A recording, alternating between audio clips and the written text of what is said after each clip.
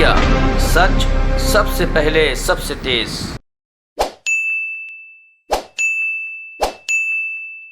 पिछले 3 दिनों के पूरे घटनाक्रम से हमने आपको वाकिफ रखा, आपसे साझा किया। शनिवार को हमारे महासचिव प्रभारी श्री जयराम रमेश ने भारतीय जनता पार्टी के अध्यक्ष श्री जयप्रकाश नड्डा को एक पत्र लिखा। उसमें उनका ध्यान आकर्षित किया उनके नेताओं के खिलाफ, जो नेता हमारे प्रिय नेता श्री राहुल गांधी के खिलाफ एक डॉक्टर्ड वीडियो को चला रहे थे अपने सोशल मीडिया पर। कल हमने आपसे साझा किया कैसे एक चैनल, जिस चैनल ने ये सबसे पहले वीडियो चलाया, उसके खिलाफ हमने कानूनी कार्रवाई शुरू की और एक एफआईआर दर्ज कराई। श्री जयराम रमेश ने अपने पत्र में नड्डा जी को 24 घंटे का समय दिया था। हमने कल रात तक प्रतीक्षा की, इंतजार किया, कोई एक्शन वहां से नहीं हुआ। 6 राज्यों में शिकायत दर्ज करा दी जा चुकी है। बिलासपुर में एफआईआर भी आज सुबह हो गई है। झारखंड, महाराष्ट्र, मध्य प्रदेश, राजस्थान, उत्तर प्रदेश और दिल्ली और छत्तीसगढ़, इन तमाम राज्यों में भारतीय जनता पार्टी के जो पूर्व सूचना एवं प्रसारण मंत्री रहे हैं राज्यवर्धन सिंह राठौड़, उनके खिलाफ, सुब्रत पाठक हैं, सांसद हैं भारतीय जनता पार्टी के, भोला सिंह, डॉक्टर भोला सिंह, ये भी एक सांसद हैं भारतीय जनता पार्टी के, और कमलेश सैनी एमएलए हैं उत्तर प्रदेश से भारतीय जनता पार्टी के। तो अब तक, कल तो हमने जो इस फिल्म के कलाकार हैं उनके खिलाफ एफआईआर की थी।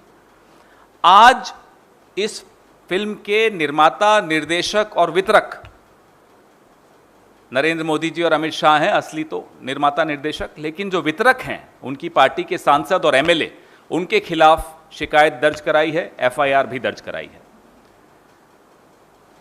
मेरी सहयोगी सुप्रिया श्रीनेत जी, हमारी चेयरपर्सन है सोशल मीडिया की, वह आपको और ज़्यादा जानकारी देंगी इस पूरे विषय पे, क्या हुआ है, क्या करने जा रही हैं। धन्यवाद पवन जी, आप सबको मेरा नमस्कार। और जैसे कि उन्होंने बताया, हमने 6 जगह कंप्लेन करी है और 1 जगह एफआईआर लॉन्च हुई है। ऐसा करने पर हमारे समर्थक, हम, विपक्ष क्यों मजबूर हो रहा है? आज सवाल यह है, आज सवाल यह है कि एक पूर्व सूचना और प्रसारण मंत्री, no less than information and broadcasting minister के खिलाफ एफआईआर दर्ज हो रही है। और चार्ज क्या है?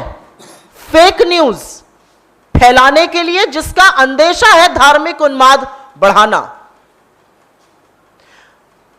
और जैसा कि पवन जी ने कहा, मैं फिर से रिपीट करके उनको और गौरवान्वित नहीं करूंगी जिन बाकी लोगों के खिलाफ हुई है, लेकिन एक व्यक्ति जो इस देश का मंत्री रह चुका है, जो चुना हुआ सांसद है, उनके साथ चुने हुए 2 सांसद, विधायक, ऐसे तमामों लोग क्यों ये फेक न्यूज फैला रहे हैं? क्यों ये फर्जीवाड़ा कर रहे हैं?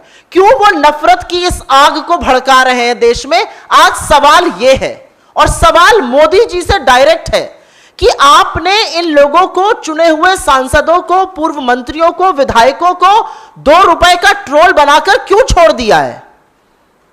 एक सत्य यह है कि उनके पास कुछ काम करने को नहीं है, होता सब पीएमओ से हो तो बेचारे खाली बैठकर क्या करें। दूसरा सत्य यह भी है कि जितनी नफरत आप भड़काइएगा, जितना झूठ आप फैलाइएगा, जितनी गंद आप करिएगा, उतनी ज्यादा आपका प्रमोशन भारतीय जनता पार्टी में होगा। एक आईएनबी मिनिस्टर वो थे जिनके खिलाफ आज एफआईआर हुई है, और एक आईएनबी मिनिस्टर हमारे अभी प्रेजेंट हैं जिन्होंने जो बात दिल्ली दंगों के दौरान कही थी, हंसकर कही थी, उनकी पदोन्नति हो जाती है।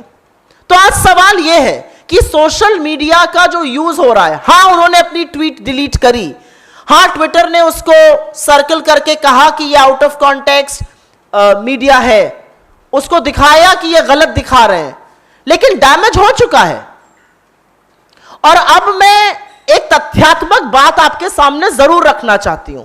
सोशल मीडिया पे फेक न्यूज फैलाना, सोशल मीडिया पे फर्जीवाड़ा करना एक बात है, लेकिन सोशल मीडिया का इस्तेमाल अगर आप आतंकियों के साथ मिलकर करिएगा तो वो बर्दाश्त नहीं किया जाएगा।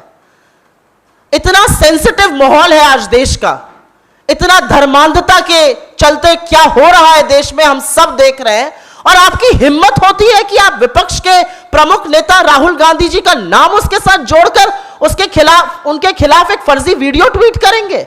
आप चुने हुए सांसद हैं, आप मंत्री रह चुके हैं।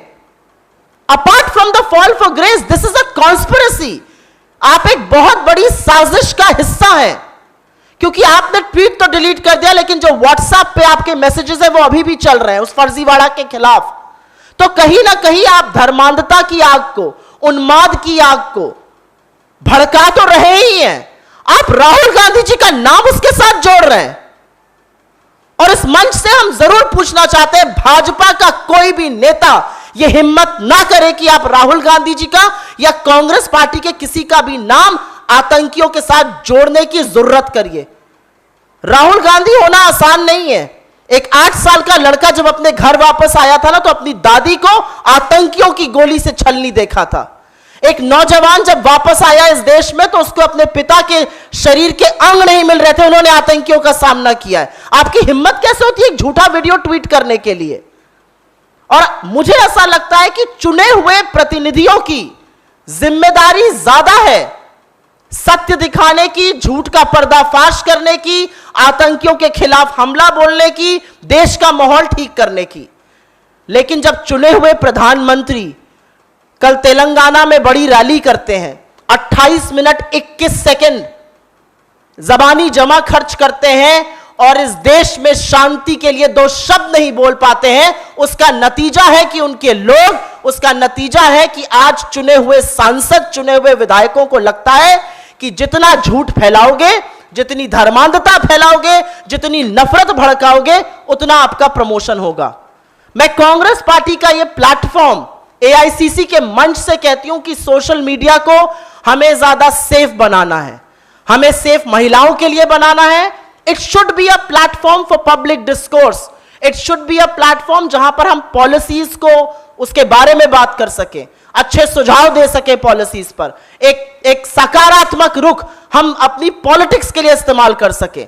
लेकिन सोशल मीडिया का इस्तेमाल इस देश के चुने हुए सांसद, पूर्व मंत्री, विधायक, खुद प्रधानमंत्री जी लोग फर्जीवाड़ा फैलाने के लिए करते हैं, वो अब बर्दाश्त नहीं होगा। और उसी का नतीजा है कि हम न्याय संगत जो कानूनी कार्रवाई होगी उसकी जरूर बात करेंगे, क्योंकि यह सच है कि झूठ एक चैनल ने दिखाया, उस चैनल ने झूठ को हटाया, उसके खिलाफ जरूर कार्रवाई होगी। लेकिन उसको एम्पलीफाई करने का, उस झूठ को हवा देने का काम तो भाजपा के खुद के लोग कर रहे हैं, और इनको जरा सी भी शर्म नहीं आती है। आज अपील होनी चाहिए, आपके जो नेता प्रतिपक्ष हैं वो बैठकर अशोक गहलोत जी की सर्वदलीय बैठक में उसकी भर्त्सना करते हैं, अपना सहयोग बताते हैं, प्रशंसा करते हैं अशोक गहलोत की सरकार ने कैसे एक्शन लिया। और अगर आप मुझसे पूछिए तो राजस्थान ने एक गोधरा होने से बचा लिया, जो मोदी जी 2002 में नहीं बचा पाए थे। आपके नेता प्रतिपक्ष ये करते हैं, और आपके जयपुर के सांसद और पूर्व मंत्री आके हिंसा भड़काने की बात करते हैं, झूठ बोलते हैं, लगातार झूठ बोलते हैं। आशय क्या है?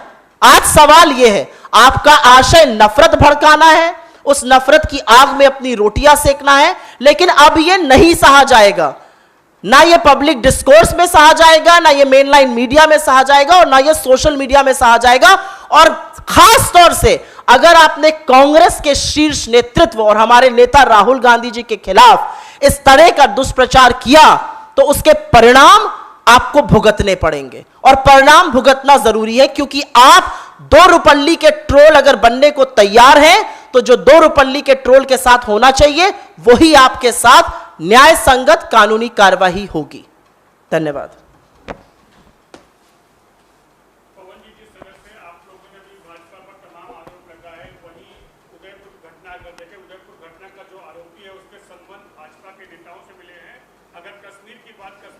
आतंकवादी जो खुद भारतीय जनता पार्टी का आईटी सेल का प्रदेश स्तर का पदाधिकारी है, क्या कहना चाहेंगे? ये पहली बार नहीं हो रहा।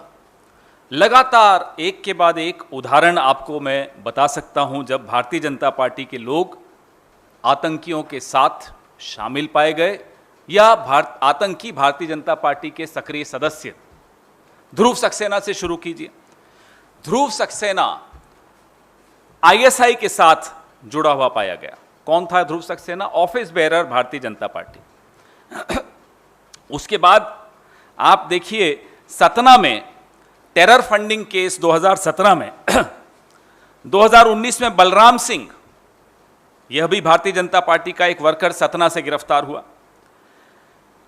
कश्मीर में भारतीय जनता पार्टी की टिकट पर दक्षिण कश्मीर में एक अरेस्ट हुआ। वह हथियार सप्लाई करता था आतंकवादियों को। मैं उसका भी विनीत जी को कहूंगा कि आपके व्हाट्सएप ग्रुप से भेज देंगे जो उसका नॉमिनेशन पेपर है। तारिक अहमद मीर उसका नाम था। अहमद जो थे वो नवीद बाबू नाम के व्यक्ति को हथियार सप्लाई करते थे। ये सब मीडिया ने क्यों नहीं चलाया, यह बहुत बड़ा सवाल है। हो सकता है कोई दबाव हो। डीएसपी देविंदर सिंह, उसका तो जो ऑर्डर एलजी ने निकाला उसमें लिखा कि we are satisfied that in the interest of the security of state it is not expedient to hold an inquiry in the case of Devinder Singh. राष्ट्र हित में देविंदर सिंह के खिलाफ जांच नहीं होनी चाहिए, यह एलजी लिख कर दे रहे हैं। बताइए कौन सा राष्ट्र हित है? ये किसका हित साध रहे हैं? सरेआम डीएसपी देविंदर सिंह